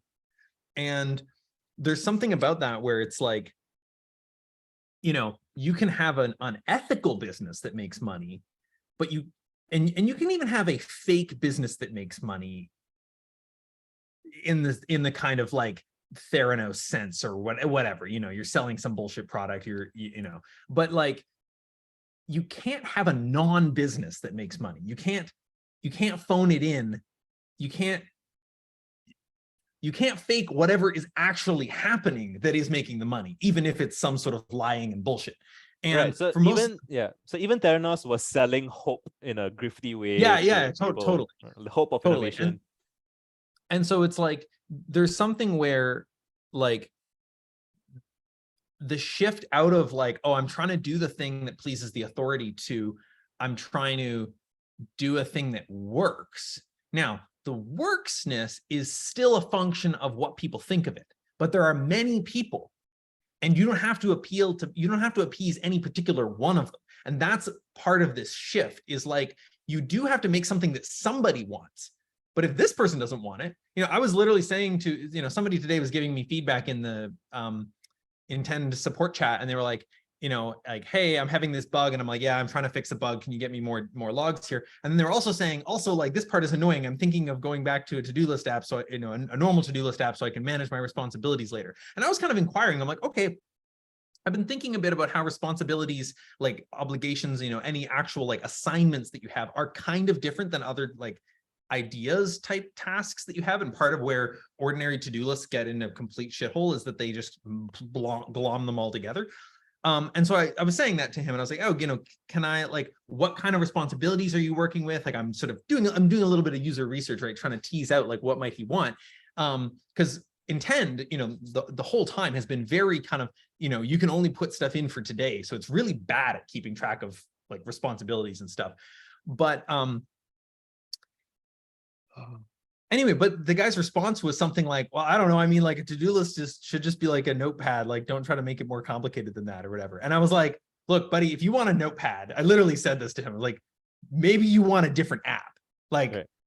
If this is not what you want, then it's not what you want. Like, I'm happy to help fix these, you know, memory bugs that you're having or whatever, you know, the stuff with the syncing. But like, I'm not going to make the app into something that it's not. It's like, right. And being willing to send people away. Now you can try to send them away helpfully. You can say, oh, I think the thing you need is actually that thing. You don't need my thing. You need that thing. And like, then you're still being helpful. You're still participating in helping them, but you're not contorting yourself to fit the image that somebody else is holding. And going back to Kai's question a few minutes ago, where we were talking about the difference psychologically in motivation, I think that this is a huge part of it. And that it's a very different type of motivation to be not tunnel visioned on an idea of what's supposed to happen. And that's like, I guess what I would say is like, I think one of the reasons that people like jobs is that they don't like the nebulosity of like, what am I going to do today? The uncomfortable tension of like, I could work on my book, I could work on my essay, I could work on my other essay, I could publish the essay that I wrote a month ago and didn't publish for some reason I now forget. Or I could look at it and just feel bad for a while. I could just go on Twitter and maybe that would feel like a waste of time, or maybe it would get me a new lead. I could watch this thing I've been meaning to watch. Like, you could just do anything. And so somehow figuring out what am I actually going to do becomes a very different process, where when you're dealing with somebody who's telling you what to do, you are free from that burden. And I think people do really like that. And there's an app called Boss as a Service, where you tell them what you're planning to do, and then they like ping you repeatedly until you've done it, like kind of because people don't know how to that's so orient funny any other way. And I think one of the things that I've been feeling into recently is like, there is a real need to actually, like, it can be hard to single task without tunnel visioning. There's something there that I've been working out, and like, you know, the book and the blog posts that I'm writing in the meantime will have various furtherly fleshed out thoughts on this.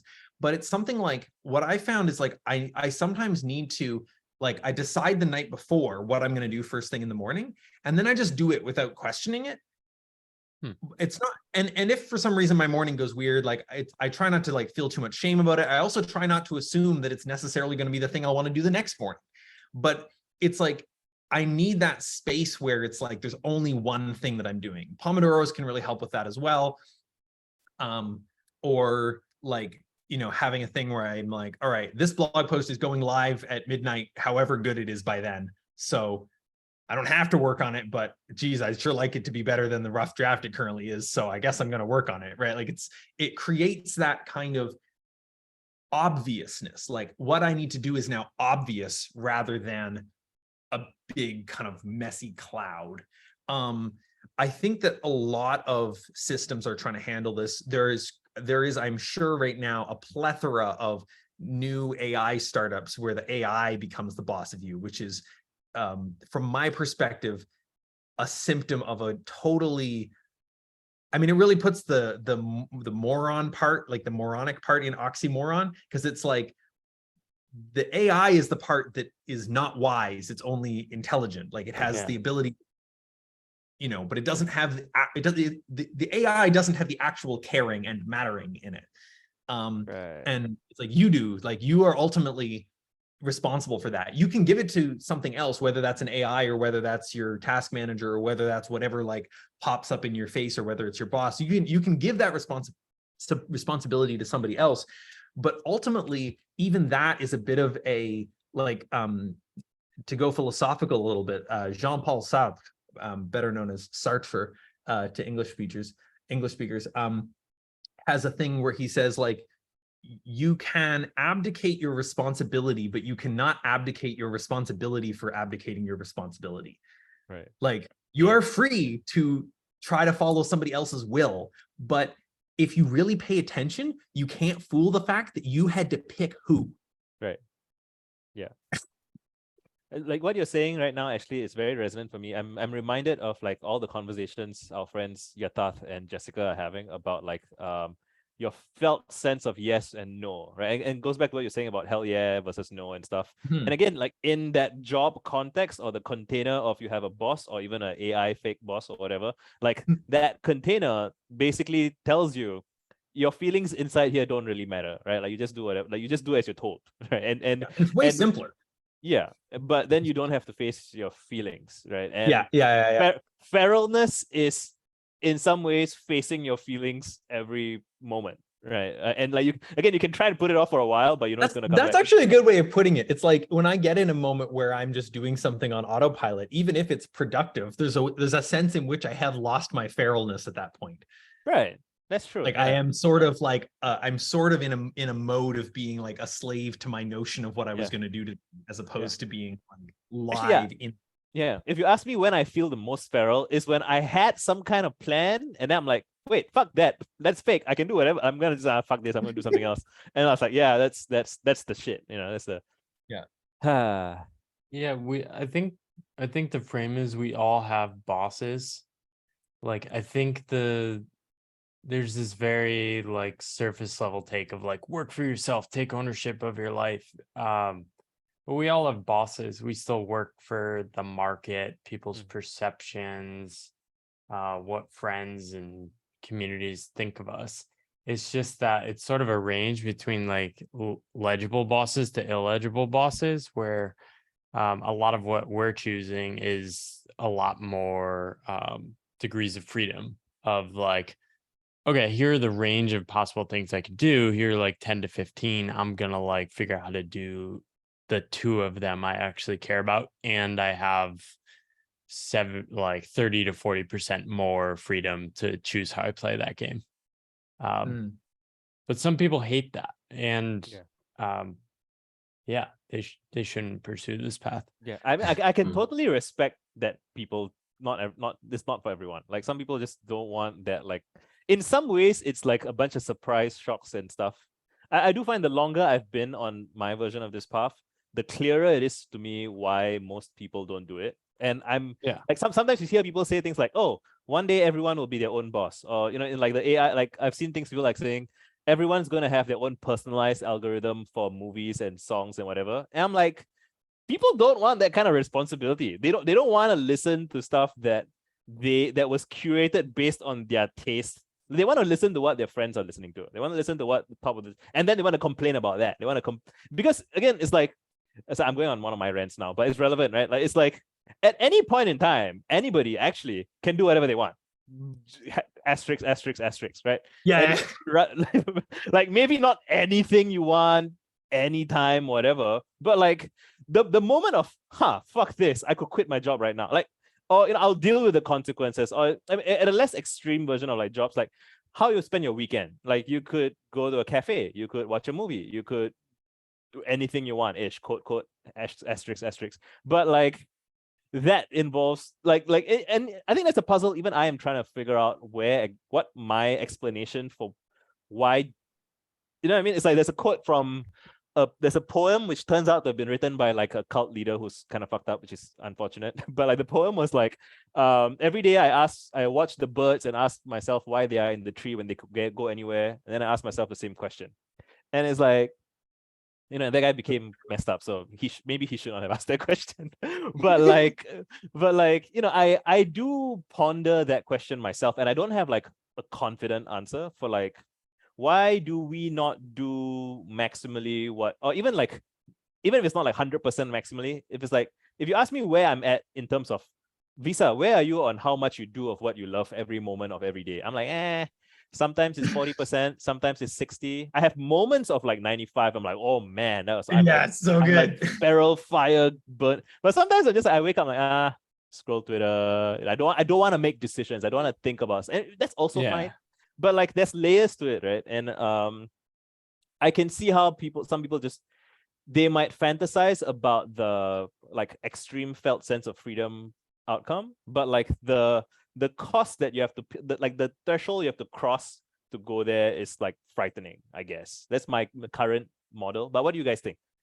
Well, yeah, I've been doing an idea in your book. I've been doing this 6+ years and it never stops being weird. This is a reflection I had with Johnny Miller. Like we're like, this isn't gonna stop being weird, is it? Yeah. And he's like, no. I'm like, no. All right. There go, Mike. I mean, I think there's a way in which like we think that weird is the opposite of normal, and but normalcy is actually weird, right? Weird is true. just seeing. But weird is actually the default, and Correct. normal Yeah. is a thing that is imposed to make the natural weirdness. Like weird Yeah. is not the opposite of natural. Correct. Banger. Natural is creepy. Tweet it. I mean, platypuses and like I'll all those quote. fucking deep sea creatures and shit. Leave aside like humans. Like that's some weird shit that evolved. Anyway, Tweet that. and so yeah. Michael, you're gonna say something? Yeah, I was going to say there's an idea in your book, Visa, of cultural fog that everyone gets loaded into. And I feel like a lot of people just either don't see it, they're so caught up in the cultural fog that they're just like dictated by it. But some people have like an unconscious sense of how much cultural fog they have to work through as well, and how long that will take. And for me, like I keep getting caught up in like shoulds, societal shoulds and stuff. Like I'm scrolling Twitter, like I've made a few sales today and I don't, I've made more than I would have made in a job today, for example. And yet I feel bad about like wasting my time because I've got all this like bloatware from society that I have to work through. And I think that just takes years sometimes to undo. So like, you know, being 90% feral free, like one day is like, sure, but 10% next day because I've got a different set of bloatware loaded up that I have to work through today. And that takes time and energy. Yeah. And I think, yeah, I can always... I have this idea that actually fully express these paths in an industrial city like London or like a lot of the US big cities. To express the paths? No, like I noticed in Boston, I couldn't quite escape the feeling of feeling bad doing nothing. Whereas in Austin, it's way easier. Like Interesting. Austin doesn't have the baggage of like the industrial economy or like any real history past 100 years ago anyway. Like two of my closest friends, London, Boston, New York, they're heavy cities. Two of my closest friends here in London, one is an associate partner at McKinsey and one works with Shell. We meet up and they're like, talk about their work and their lives. And I'm like, I just have to like manage the gulf between me and them and like all their assumptions and I love them, they're great. And it's like, I am not like them. And I have to remind myself that I'm not playing their game. So I definitely, when I was in Bali, it was super easy because like everyone's a weirdo in some sense. But back in London, like there's this extra work to like defend myself against the energy, the vibe of the place, for sure. Back to Bali. Yeah. You and Visa got to go to Bali. Yeah, yeah. I wonder if there's something about like the natural spaces that you kind of find yourself being drawn to as a consequence. Like Singapore as a place is probably also, it's also loaded with this very hustly, high energy, I must work every minute of my life thing. Like, I think one of the things I notice a lot from like, let's say social media is that you have people using their social media specifically for the purposes of hustling, for that kind of high energy, getting something out of every interaction. I wonder, like, obviously, Michael, you have to kind of fight that influence from the environment. I assume Visa has as well. Paul, perhaps you've placed yourself somewhere where you don't need to worry about that as much. I wonder how kind of that interaction between your psychology and the environment, how that affects you. Do you go out of your way to shape your environment to make it better work for you and the psychology of what you're trying to do? Oh yeah. My first year of working on my own was very tough. I quit my job in New York without a plan or income streams. And the tension was what got me curious in writing about a relationship to work. And I moved to Boston to lower my income. And then eventually I had to go to Asia. And it wasn't until I went to Taiwan that I sort of felt this psychological distance from my default scripts. And since then, and I mean, we've lived in so many locations. I think I've been in like 40 different apartments or lodging in 5 years. So I'm very conscious of like what actions are downstream of where I'm living or sleeping. And so, yeah, Angie and I are very sensitive to that, and we design it. Like we just had a kid. We don't have any family in Austin, but like for the trade-offs were worth it for us. And yeah, it's a constant question. You know what, Kai, I think you just gave me like a mind fuck that I have been and I don't know if it's the answer. You know, you have a really long question you've been asking for decades, and you don't know if you cycled through the answers to many. So one of my all-time questions to myself is, why the fuck don't I go to sleep? Right? Like, and people see me tweeting and like, does Visa sleep? Like, so yeah, I'll wake up at 3 a.m. and I'll tweet and I'll whatever. And like, I have all these elaborate theories, but the way you just framed the question, and you being like someone who's been in Singapore, like something about the lighting, I don't know if it's right or not. I'll have to sleep on it, I guess. But it's like, I think I use the witching hours as my psychological bubble from like Singaporean That's culture and interesting. whatever.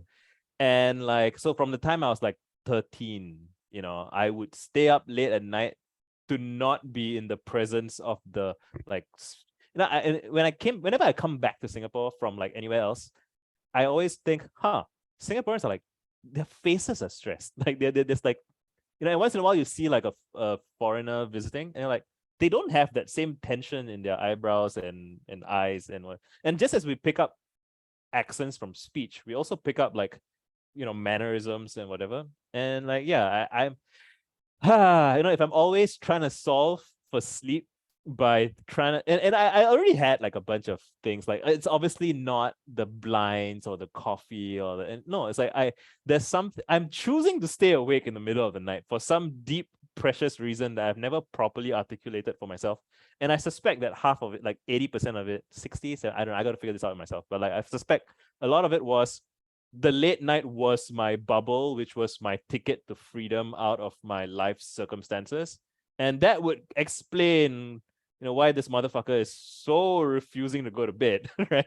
Like, I probably have to do like some kind of ritual with myself where I'm like, oh, it's okay, Visa. You're free now psychologically. You don't need to be up at 3 a.m. Like, you're safe, you're fine. I need to do that with myself and cry about it or something. But yeah, I think that may be a thing. Damn boy. Holy shit. Do you have this like long-term vision for Singapore? Do you think Yes. you're trying to like talk yourself into Singapore and staying there? I do think the country has promise. I do. So everything that I've described as what is negative about it, I feel it's like temporary. Like, I mean, okay, to be fair, like 50 years from now, more directly, do you need to leave to then come back? Do you need to go on your hero's journey away from Singapore I mean, I've visited, right? So visiting San Francisco, visiting New York, those were great for me. And I do want to visit more major cities around the world, and just travel generally. But I'm fairly confident that Singapore will probably be my final home base. Like, just like being Asian and all of those things. But like yeah, I mean, so if I wanted to move to San Francisco or New York or London, I think like I have enough people who like me enough that they will help me. They'll be like, oh, we'll hire you for this thing and we'll get you a visa. And like I could arrange that, but I don't really want to. Like, I do feel enough of a love for my country, whether naive or not. I do want to make it here, and I want to make it. Even this earlier today, I was like with a bunch of friends in government, and we were just chatting about the future. And like, I'm pretty excited. I think we can. Singapore is small enough that I feel like the whole country can change a lot faster than anybody in the country even realizes. I mean, Singapore has only been urban for like what, 50 years or something? Ish, yeah. I mean, yeah. So Only been in around some for ways, you could 50. think of like a deeper tradition than Singapore has than its facial tension or whatever. Exactly. Its Yeah. capacity for change. Correct. Yeah.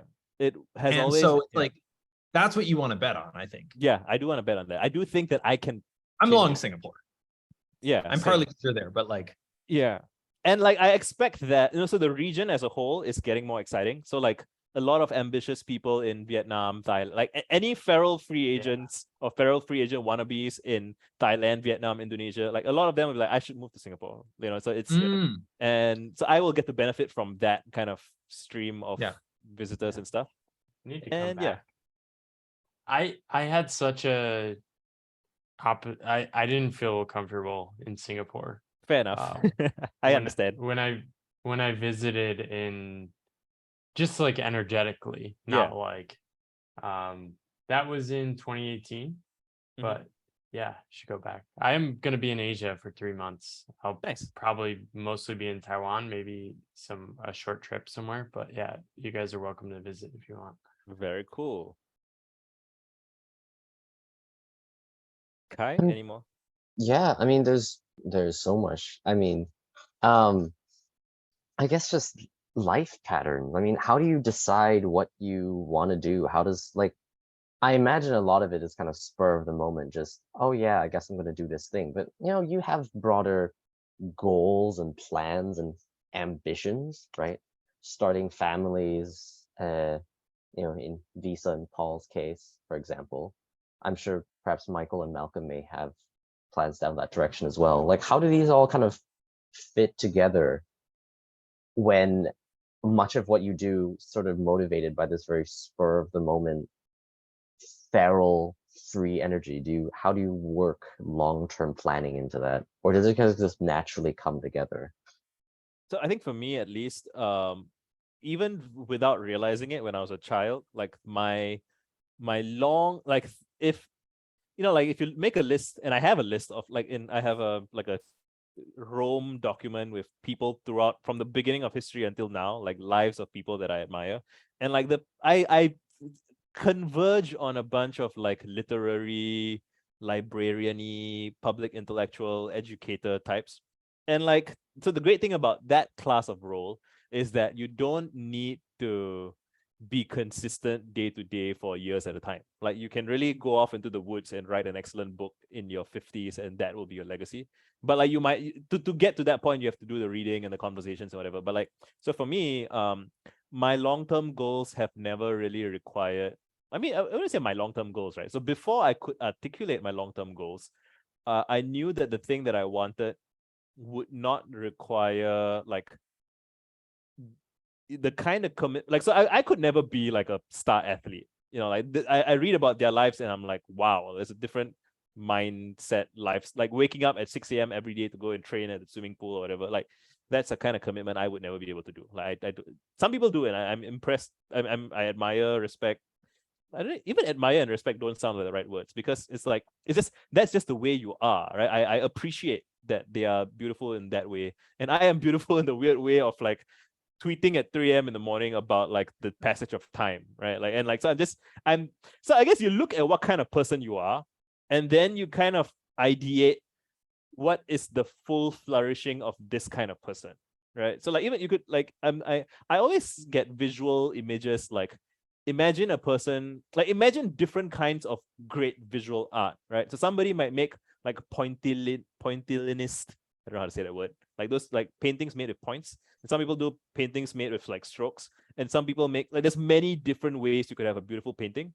But like, you shouldn't try to do, I mean, you can try it for like experimentation's sake, but like once you figure out what kind of style you are, you should extrapolate from that style rather than try to fit into some other style that it's not so easy and natural for you. So like, I do think that whatever style you might have, it's conceivable that you can imagine a long-term life, and you can find people in history who lived that kind of, Paul dropped off. You can find people in history who lived lives like yours, and I think that helps a lot. Like this, like, when I learned about Erasmus was this guy who was like, he was an orphan, his parents died when he was young, he was penniless, and he begged his friends to teach him, to give him money to learn like Latin or whatever language. And then he just wrote so many letters. He basically memed a republic of letters into existence, and he became mutuals with like popes and kings, and he was like an influential figure in like the church, doing some reforms, like very influential stuff in his time. And it's just, I look at that, I'm like, that's what I want to do. Like, it's just so obvious. Like, so I think my recommendation to anyone is like, get a sense of who you are like, and then study the lives of people who were like you. And then you don't necessarily need to do exactly what they're doing, right? Because again, each of them was responding to what the spirit of their times required of them. And so you would have to do what the spirit of your times require of you. And yeah, so it doesn't feel, so you're asking questions like, how did you decide? I don't really feel like I decided, it's almost like it reveals itself to me through just just reading, thinking, asking questions, talking to people, observing. Like, am I like that? No. Am I like that? Oh, I would like to be. Like just like thousands of little things like that. And then it's like, oh, do I want to write another book? Not right now. Do I want to do a course? No, I'm not feeling it. Do I want to organize events? Oh yeah, that sounds good. It's like just continuously doing that. And then you think in dominoes and yeah. I'm thinking about the Steve Jobs quotes about like how you can connect the dots going backwards but not going forwards. It's like you need some sense of where you're going up. I mean, you can sort of follow your nose, but it can be helpful to have a sense of, oh, it would be cool to publish a book, right? You're not, because the writing that you do that is not intended to become a book is unlikely to become a book. It just, the writing doesn't work super well like that. And even when you try to make it, it's kind of shitty. It's like a blog post anthology, but so it's like, and I mean, I've thought a lot about goals in the context of my app and the workshops that I run, which are kind of all about that. And we try to be really clear. It's like, first of all, your goals can totally shift and change, but they represent sort of like your best guess at where you're trying to get right now.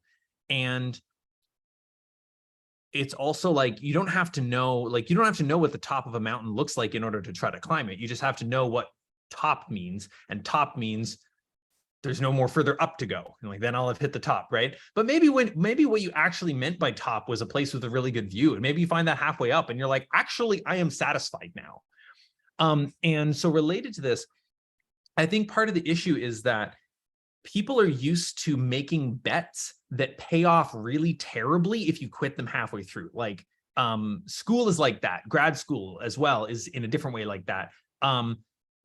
Some career trajectories are like that, others less so, right? Like it really depends. There are a lot of things that are like that. And I'm going to say that those are normal, but not natural. The natural way of doing things is by doing things in ways that are constantly paying off little amounts. And then every now and then you get a big win, but you're not sinking everything into something that'll only be worth it if you get to the end. Like, and so, I don't currently, I want to have kids. I don't have any kids yet, but like, I don't need to know how I would like to support my kids when they're in their teens yet. I know I will, but I'll support them however they need to be supported at that time. Like, I don't need to have that part all planned out. And by support them, I both mean like, well, I initially meant like, nurture them to do the kind of activities that they want to do, which is definitely going to involve helping them learn how to sell things on the open market. But also in terms of like, how am I going to make the money to support the kids? It's like, well, however makes sense at that point, and like, yeah, I'm making some bets, right? Like there are some worlds in which the work I'm doing with my business is a bit of a risky deal. It's like, there are going to be a lot of new language model tools that come along and transform the landscape in terms of how people organize their workflows. Like, I'm very aware that that's coming. And I'm like, well, I know I've got some magic here that's still pretty different. And there are probably going to be people who prefer that. So let's see if I can make that work. And, if something comes along and all my users go over there, then it's like, well, okay, that sucked. But that time wasn't all wasted, especially if some of it was spent learning how to market a product or something in a more effective way than I have known how. It's like, now I can grab one of those AI tools and use that to market or whatever. Like it's there's dividends that are getting paid constantly by everything that you're doing. And if you approach your life like that, then you don't need to plan it nearly as much in advance. Because it kind of unfolds itself. So you just have to kind of steer where it feels right to steer. And that is going to involve imagining the future. But it doesn't have to involve predicting the future in any sort of rigid way. Right. That reminds me of a thing I actually wanted to say like a long time earlier in the conversation, but like the conversation shifted. But I was talking about like just like book sales over time, for example, right? And it's like, I know Malcolm's doing intent and Michael's doing awareness stuff. I'm doing like friendly, ambitious, nerd, introspect. It's like, if your material is stuff that's deeply resonant with you as a person and it isn't like contingent on like a fad of the month or of the year, right? Then if you like, you can trust that, okay, unless the singularity happens, in which case, like, nobody cares about All anything bets else are off anyway. at that Yeah, point. like then this conversation will make no sense. But like, shy of that, will people still need to expand their awareness like 20 years from now? Yeah. Will people still struggle with, like figuring out what their intentions are? Yeah. Like, so if you make assets early in your feral career or whatever that resonate with people, then like it will only as long as you're still around, it will only compound in like value. And like there's even things like, I believe that a lot of people, because they're so overwhelmed with information all the time, they just trust things more if the person who's talking about the thing and doing the thing is still at it like a decade later. Like, so I remember encountering Ramit from I Will Teach You to Be Rich, like way like long, like 2005 or something. And like he's still at it. And I haven't actually given him any money. I haven't bought his books. I haven't, like he hasn't gotten money from me yet. But like he might someday. I don't know how. Like I've watched his Netflix show. Like maybe he gets something from, I don't know. But like, it's like as long as he's still He got an doing amount the of thing- money from me that I actually quite resent. Oh shit. You wanna tell the story? Uh Yeah. Not in a lot of detail. I mean, basically, he had like a really compelling sales pitch with a shit. money back guarantee. But in order to get the money back, you got to finish the course because otherwise you're a quitter. But like, there's no risk if you just buy the thing and finish it because then you can get all the money back if it's bad. But like, what if you buy the thing and it fucking sucks and isn't actually relevant to you and you just got sort of memed into buying it because like, geez, it sure seemed like there was no way this could go wrong. Uh-oh. Yeah, Oh, so I don't boy. know. Maybe he won't get my money from that one. I don't know. Right. But I'm so just like generally speaking, right? Like just so he is still making money from other people potentially, right? So I don't know. I don't even know if Malcolm saying this is changing my it's changing my view somewhat, right? But I I mean, haven't he's looked clearly closely. long game in the Exactly, sense like, yeah. like, and like the fact that his thing evolved into a show is like cool on that level. Yeah, so and like the thing that I am often try to tell my friends, and I talk about it on Twitter all the time, right? Like you play long games, optimize for survival, don't show up, don't die, don't quit. Like I see people agree with me and then quit, so it's like, well, it's your choice. Anybody can choose to walk away from anything at any given time, but like there's quitting in the I'm gonna stop playing for now, and there's quitting in the I'm gonna burn it to the ground and salt the earth. And then there's like dying and like Twitter suspends your account or stuff like this. There's a bunch of outcomes like that. But like the general message is like, if you have stuff that you believe that other people care about, and it doesn't even need to be everyone cares about it, right? Like you can actually afford some people to not like your stuff or write bad reviews or say that like I resent whatever. But like if you persist long enough and you actually care about the thing or some variant of that, it'll work out. I believe it will, right? I guess each of us believes that it will in some dimension for ourselves, and like there is no way of like definitively proving for certain ahead of time that it will. So there is always a leap of faith at the start, and like to persist, you could say that you're always leaping, right? But once you get some validation from some customers, some viewers, some whatever, like it's less scary. But like if you persist, right, and you can persist in circles, you can ebbs and flows. I have a writing project that I started in 2012, and there's like an entire year, or no, I made sure to always publish at least every few months or something. But there were some years where I wrote a lot, and there were some years where I wrote like embarrassingly little. But like in retrospect, when I finish it, I always say I expect to finish it within a year or two, but it keeps stretching out. But eventually it'll be done. And like I might do a book about that maybe, or like a course, or I don't think I'll do a course, but like, it will be an asset that will pay dividends in some ways that I cannot anticipate. Like just the guy that wrote 1 million words publicly over time. Like there's something there. I don't know what it is yet. I'll be talking to some people about it or whatever. And like, yeah, so is that a plan? Is that a decision? I don't know. It's just vibes, kind of, right? Yeah. This resonates with something I want to bring up. I also know where we want to wrap. I'm also where Mashi might want to head out shortly. Mm-hmm. So do you want to give closing thoughts, and then I can give closing thoughts if you're kind of wanting to get out shortly, or? Yeah, let's do it. So I guess everybody can just give some closing thoughts and we can wrap up. Yeah. Nice. So I just want to kind of address the question of how like structuring my life like since doing this. I think for me, I'm still unwinding the patterns from the job world. So like when you have a career, your option landscape is very narrowly constrained. So all you can really do is forecast, well, if I stay in a job like this, where will I be in 10 years time? And like the options you have is very few. It's like, well, I'll be living roughly in this place. I'll have this kind of job with this kind of lifestyle. I'll probably buy a house in this kind of place. It's all very like directed default path, as Paul puts it. So like my day-to-day now is like encountering things that are unfamiliar, noticing my like habit to conform to the way I used to be and the life I used to have, and then like not going there.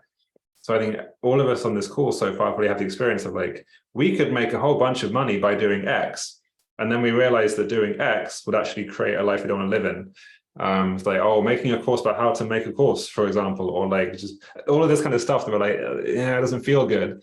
So a lot of my lifestyle now is about like tapping into my actual wants in the context of a much like more unconstrained like choice landscape, essentially. So like, I want to have kids, I want to do all those things. Sure, in what way? Because now the in what way question is a much more salient one that I have more control over. Whereas in the past, it would be like, well, what's my context? How do I make it work? Like, how do I fit my kids around my life rather than how do I fit my life around my future kids, for example? So yeah, a lot of my time is like, what do I really want? How do I avoid doing things I don't want to actually do? And how do I tell the difference between these things? Has taken up a lot more attention than I ever thought it would do, but I think it's hugely important. And otherwise, as Malcolm was saying, like there's an element of trust there that I think wasn't there before. Like, how will I pay for my family in 10 years time? Well, appropriately. I don't know, I'll figure it out.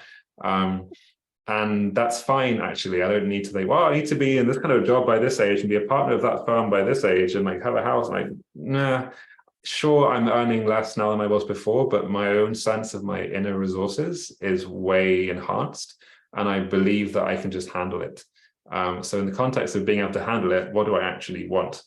That's kind of the journey I'm on right now.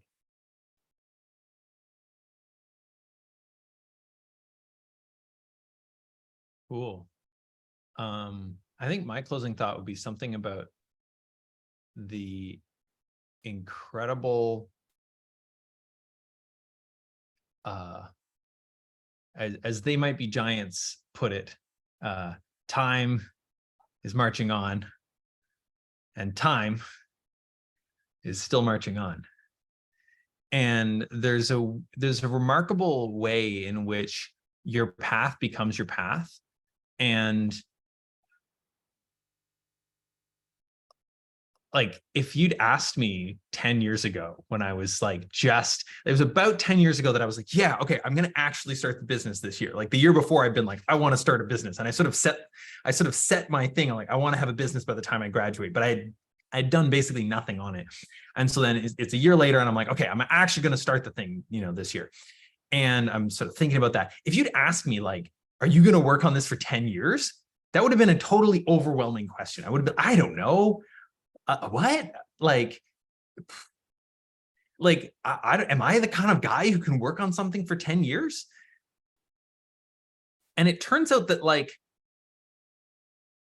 your concept of yourself is not actually necessarily very accurate. Like a type of guy who can work on something for, I don't know, like here I am 10 years in, and people go into jobs that they don't think that they're going to be able to work for very long, and then find themselves 10 years in.